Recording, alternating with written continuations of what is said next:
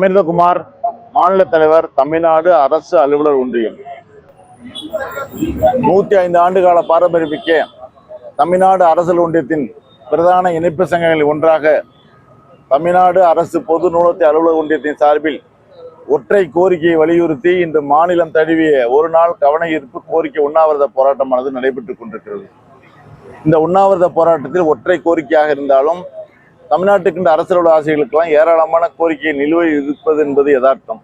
இன்னும் சொல்லப்போனால் 18/8/2025 அன்று அந்த பங்களிப்பு ஓய்வூதிய திட்டம் ரத்து செய்துவிட்டு பழைய ஓய்வூதிய திட்டத்தை அமுல்படுத்த வேண்டும் என்பதை அமுல்படுத்துவது தொடர்பான நியமனம் செய்யப்பட்ட ஊரக வளர்ச்சி மற்றும் ஊராட்சித்துறையுடைய கூடுதல் தலைமைச் செயலாளர் மரியாதைக்குரிய திரு ககன் சிங் பேலியா தலைமையிலான குழுவில் முதல் சங்கமாக தமிழ்நாடு அரசு ஒன்றியத்தின் மாநில தலைவராக என கலந்து கொண்டு பல்வேறு விஷயங்களை எல்லாம் கூறினோம்.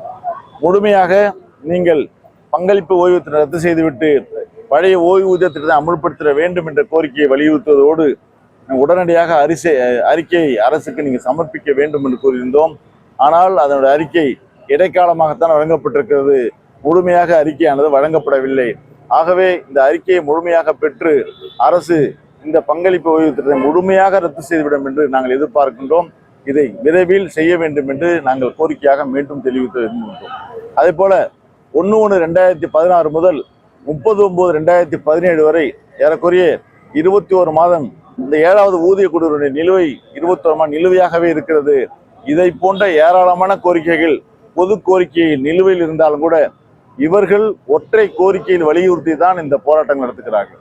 என்ன ஒற்றை கோரிக்கை என்றால், அந்த ஊர்ப்புற நூலகர்களாக இருக்கின்ற 1008 நபர்கள் பதவி உயர்வு வழங்கி 3ஆம் நிலை நூலகர்களாக பதவி உயர்வு வழங்கிட வேண்டும் என்ற கோரிக்கையை பல ஆண்டுகளாக தொடர்ந்து முயற்சி செய்து போராடி இதுவரை அரசு ஏற்றுக்கொண்டு அறிவிக்காத ஒரு காரணத்தினால் இன்று வீதியில் இறங்கி போராடி கொண்டிருக்கிறார்கள் என்று சுட்டிக்காட்ட விரும்புகின்றேன்.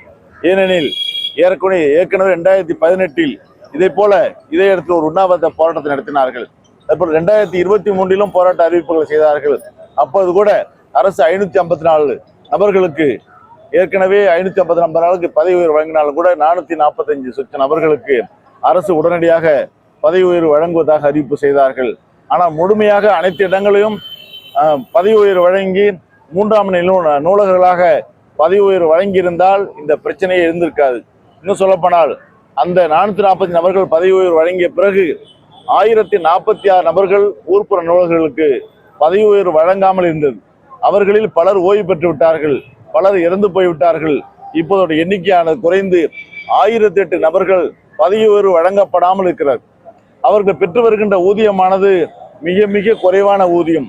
இன்னும் சொல்லப்போனால் இந்த பிரச்சனைக்கெல்லாம் முக்கிய காரணமாக பார்ப்பது 2013 இருந்து தமிழ்நாடு அரசு நூலகங்களுடைய தரத்தை உயர்த்தாமல் இருக்கின்ற காரணத்தினால் இந்த 3ஆம் நிலை நூலகர்களுக்கான பணியிடங்கள் உருவாக்கப்படாமல் இருப்பதன் காரணமாகத்தான் ஊர்ப்புற நூலகர்கள் பதவி உயர் பெறாமலேயே இதுவரை தொடர்ந்து பணியாற்ற வேண்டிய நிலைமைக்கு தள்ளப்பட்டிருக்கிறார்கள். இன்னும் சொல்லப்போனால் இவர்களை பதவி உயர் வழங்கி காலமுறை ஊதியம் வழங்கினால் அரசுக்கு பெரிய நிதி செலவுகள் எல்லாம் ஏற்பதற்கு வாய்ப்பில்லை. மிக மிக குறைவான நிதி செலவினங்கள் தான் ஏற்படும்.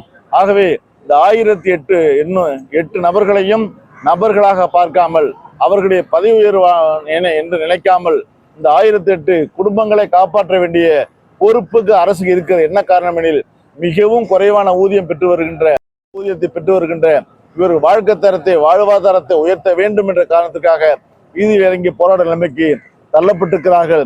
ஆகவே அரசு முழுமையாக இந்த கோரிக்கையை கவனத்தில் எடுத்துக்கொண்டு இவர்களை பதவி உயர்வு வழங்கி 3ஆம் நிலை நூலகர்களாக பதவி உயர்வு வழங்க வேண்டும் என்று நடத்துகின்ற இந்த உண்ணாவிரத போராட்டத்தை அரசின் கவனத்திற்கு நாங்கள் கொண்டு செல்லும் விதமாக உண்ணாவிரத போராட்டமாக நடத்தி கொண்டிருக்கிறோம். இதை நிச்சயமாக அரசு கவனத்தில் எடுத்துக்கொண்டு இவர்களை இந்த சங்கத்தினுடைய நிர்வாகிகளை உடனடியாக அழைத்தவர்களுக்கு 1008 நபர்களுக்கும் பதவி உயர்வு வழங்கிட வேண்டும்.